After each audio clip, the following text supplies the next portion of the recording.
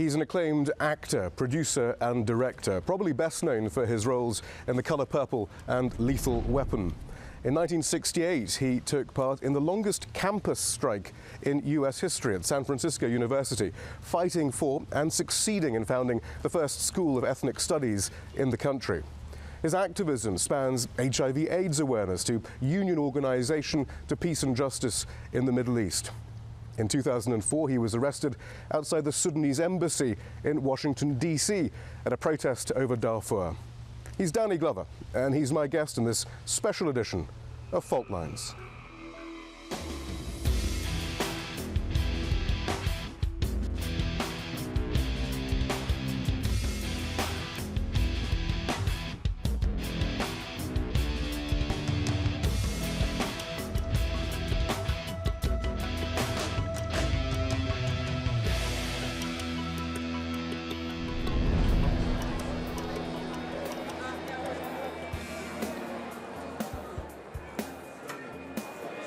Detroit, Michigan, home to the 2010 U.S. Social Forum. A gathering of thousands of activists from all over the country, here to discuss their vision of a better America. Amongst them, Danny Glover. We met him across town. He's lent his name and his time to many causes over the years, including saving the very building we're standing in. This was once the intellectual cornerstone of the community. McGregor Library in the city of Highland Park. Danny Glover, welcome to Fault Lines. Thank you. We're in a rundown library in Detroit. A few miles up there are thousands of activists meeting right now. Where's the connection between what's happening up there to what could happen here? And what should have happened here? Right, well. You know, there's a library right now. I think it's the McGregor Library. It used to be the state-of-the-art library in the country. It was built by Ford as he began to shape this idea of a model community. Highland Park is a part of Ford's vision of a model community. You know, workers living here, obviously middle class. It's not the same neighborhood it was at the time of this envisioning of it, but certainly, and the demographics has changed dramatically since then. The racial demographics have changed since then. But it's very much connected to. This library is an edifice of the dysfunctionalism or the collapse, or as we say, collapse of an idea, the collapse of a way of life. 40% unemployment in Detroit. So there's a definite connection between 40% unemployment, the abandonment of this right here, this library, which would be a very functional library. And think of the idea of a library and what significance a library means in people's lives, the community's life, you know. This library was a very functional library. It has served this community well, and now it doesn't serve as well. So it's a collapse of so many things. The social forum is to say, its connection to this is that with this collapse, you know, which is an obvious collapse of a paradigm, you know, the failure of a paradigm, what happens now? What do we do now? How do we begin to reconstruct and reimagine our world? And what was so interesting about walking the halls of that enormous conference center a few miles up is how many, the little rooms, I mean, just lots of little rooms with at least 30, 40, 50 people in each one. And you know, we're talking about hundreds of rooms, thousands of people, all organizing, all discussing the sort of issues you are. And yet, a criticism of the left and of activism right now is that since President Obama took office, we haven't really seen the fruits of what they're doing in there. I mean, they're in those little rooms talking about activism, but all we're hearing about is people from the right wing, you know, on the streets, or pushing Obama on healthcare, but perhaps not the way that the activists want to go. I mean, how does that translate? How does that translate? How do these two jive in some sense? How do these two things jive? Of course, this is a session of empowerment. What we have now, people are sitting there planning, organizing, and working toward their empowerment, you know? In fact, the most dangerous thing is that they're doing that. That other group from the other side is trying to diminish these efforts. How much are you going to see this in the corporate media?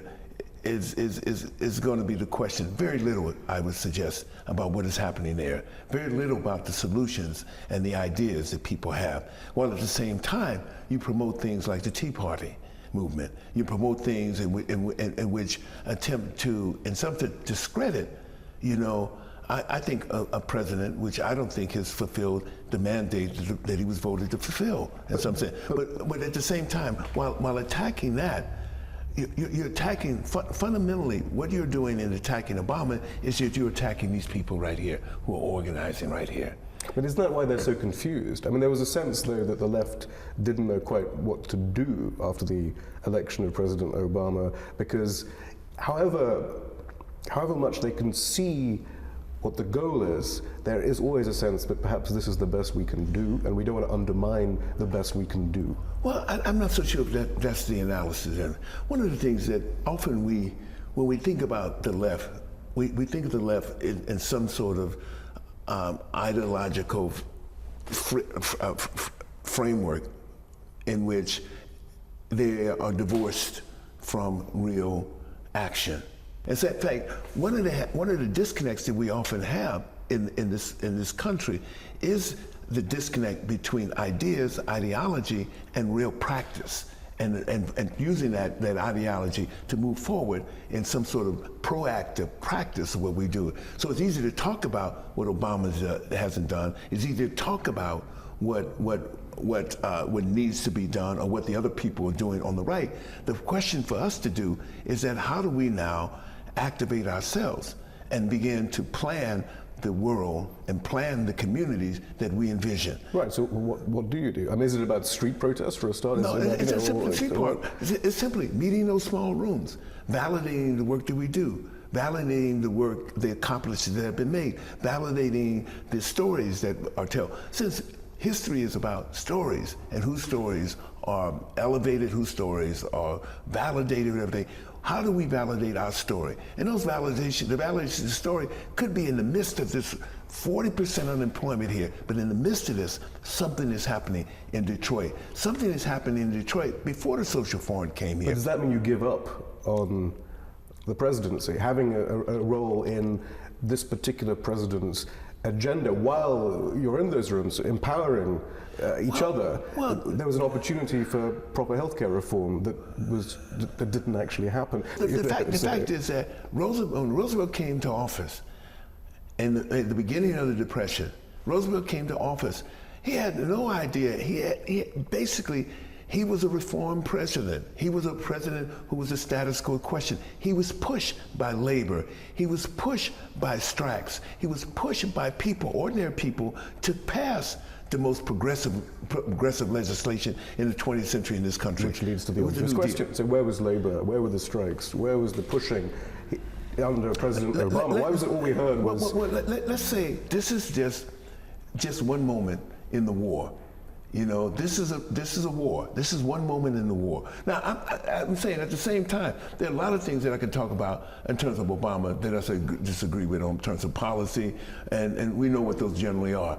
From the way in which he's handled the economic stimulus and everything else, what has happened, from the war in Afghanistan, wherever it is. There's a lot of reasons why I can be. But on the one hand, I think it's important for us to acknowledge where we find our victories. And sometimes our victories don't show up in the electoral process. Sometimes our victories don't show up in the decision that's made by Congress and the president. Sometimes the victories show up in the level and the intensity of mobilization that comes as a result of that. And I think the intensity of mobilization that's coming across this country is vital for real action and for real change. Danny Glover, we're going to take a quick break, but we'll be back in just a moment with more of our interview on Fault Lines with Danny Glover.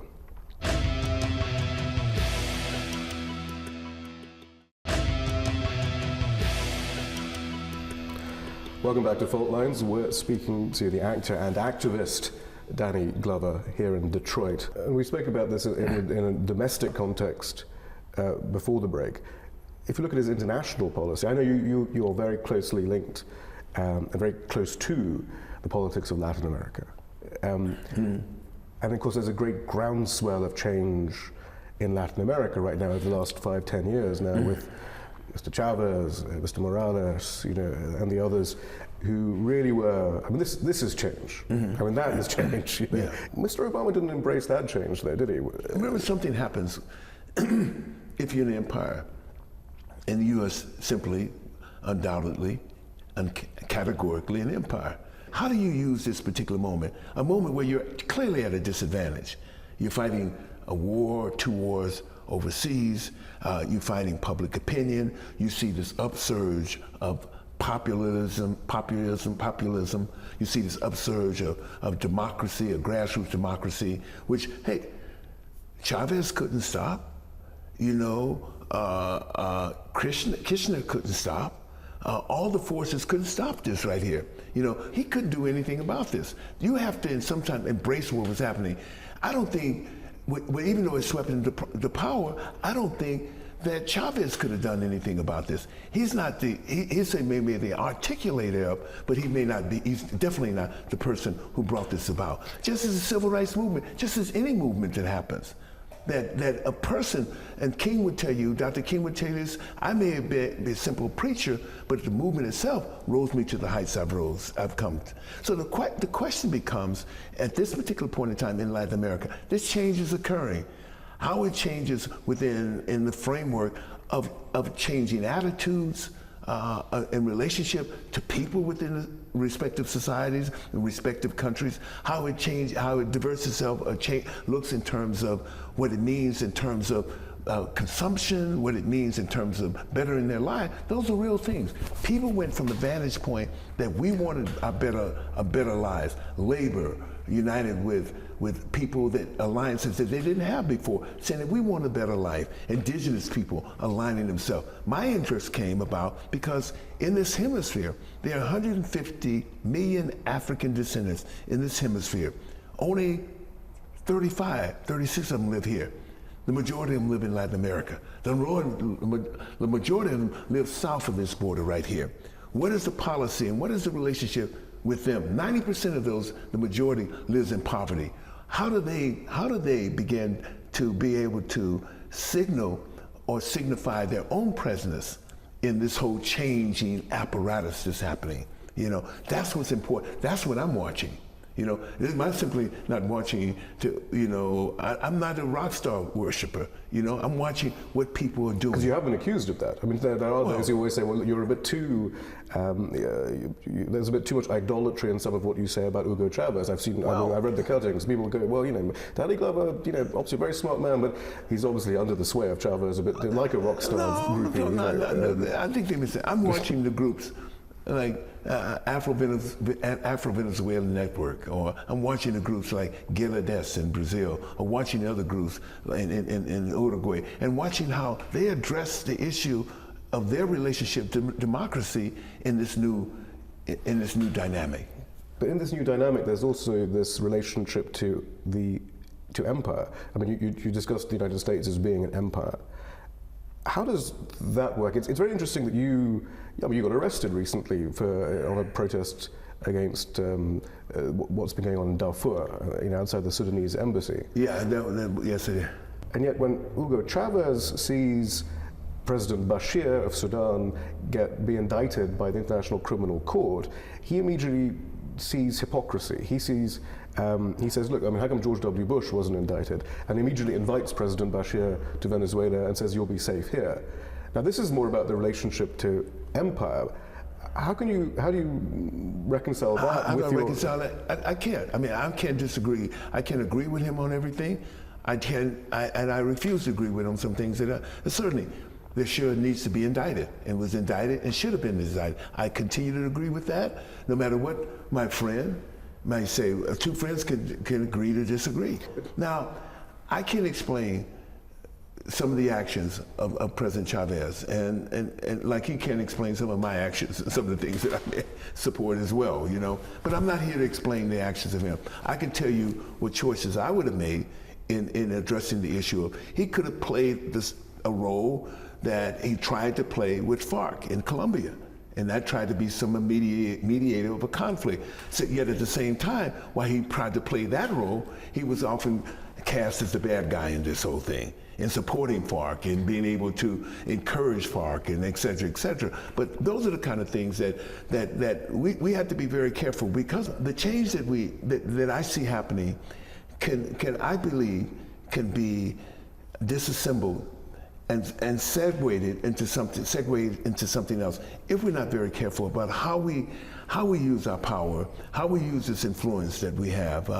And he has a great deal of influence in this, and it's at the same time where you see others like Lula has used his influence, I think, often appropriately in trying to manage, but of course, Lula is the 10th, and Brazil is the 10th largest economy in the world, and there are other aspirations there on the continent and in the world in terms of Brazil.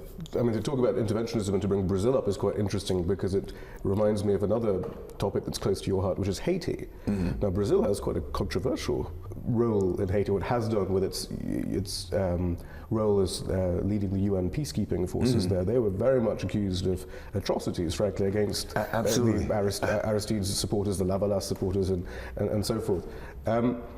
It's complicated, this idea of intervention, isn't it? So you got, and meanwhile, so now Haiti has that Brazilian contingent still there, and now we also have the President Clinton. U.S. President. And we have President Clinton, and actually, interestingly, a few weeks ago, now a Mexican tycoon is in the frame, Carlos Slim, who has a very interesting mode of capitalism, which perhaps some on the left might raise an eyebrow about. The telecommunications magnate has given $200 million to Haiti.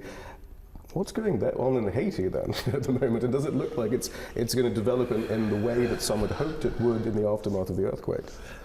What needs to happen in Haiti is that the Haitian people have to have a clear and resounding voice in what happens in that country. I happen to have a long relationship with Haiti, so Haitians have to have a voice in this whole process. Now, and I think Haitians are very capable of managing their own affairs if they're given an opportunity to manage their own affairs. My argument is that they've never been given an opportunity. We were told they would be this time. We were told they would be this time. Are they? But Haiti could be a real model for what we talk about: ecological redevelopment, development. It could be a real model for when we think about how does a country from the global south, an undeveloped country, develops itself. It could be a real model for that. I'm afraid it's not going to be that model, but a model as such that we all envision and we all would love to see is a model that's an inclusive model, that it also involves the Haitians in Haiti, but also the expatriate community.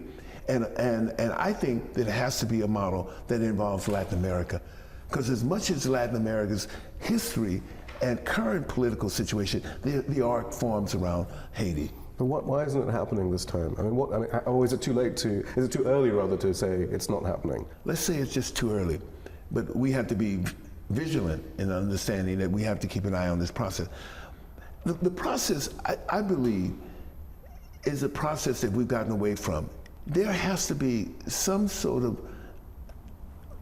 all-encompassing discourse about so many things, about development, poverty, education, health, all those things that we should be on right at the point of dealing with, given the enormous technology we have, the enormous insight we have, and information we have. So when we talk about Haiti at this particular point in time and how we frame this agenda, that agenda could be, Haiti's only 8 million people. It's less than 8 million people. Imagine if we are able to support the Haitians' own action for development, really support. And I'm saying, when I say support, we know what happens with NGOs. We know what USAID has done, and what has happened with USAID in virtually since its inception, that it doesn't fund, most of the money doesn't go directly to the project itself. It goes to the contractors and those subcontractors who manage the problem. So there's an issue with that, always. How can we get money to people who begin to shape the context of their own lives and begin to shape the way in which they become the architects of their own rescue. You seem to have brought us back to Detroit as well then. So it's Detroit and Port-au-Prince. You have the resources here. Every leading education, everyone who talks about education, from Jonathan Colesall to all the great people who talk about education, can tell you what it means and what it takes to educate a child. Why do we talk about a child losing their curiosity by the 4th grade? What is the magic about that? You look at a 3rd grade class, second, third grade class, you find these incredible creative kids. By the 4th grade, they're zombies. What is happening here in this process? How do we reverse this process? It takes the resources and the political will to do it. So from Detroit to Port-au-Prince is what's being discussed then, in conclusion, up the road at the social forum then. Are we going to come up with the answers, but not just the answers, but the ability to actually achieve the change that is being discussed? How do we execute that with resources? How do we institutionalize that change as well? How do we institutionalize a sense that people have the right to have expectations? And how do we do that in such a way that we create the new communities of the 21st century? And mind you, we never even talked about what's happened to our precious planet here and what we've done to that. Well, what is the answer to that question? How do we achieve that? I think the answer comes in those small rooms. Right. The answer comes there. The answer comes with forcing our will. And the question always becomes is that if we mobilize that will, we can win. And let's say when we win, and that will has been mobilized on numerous occasions. That will has been mobilized during the Civil Rights Movement. That will has been mobilized in our activities to bring about the election of Barack Obama. That will has the capacity to be mobilized. We organize that will and move that will in a way in which we talk about the practical things that we have to deal with in life. How do we get food? How do we service our communities? How do we raise our children? How do we create an atmosphere of love and compassion? How do we do all those particularly? That's what's being talked about in this room, in these rooms out here. And that's why I'm here. Danny Glover, thank you very much for joining us. All right.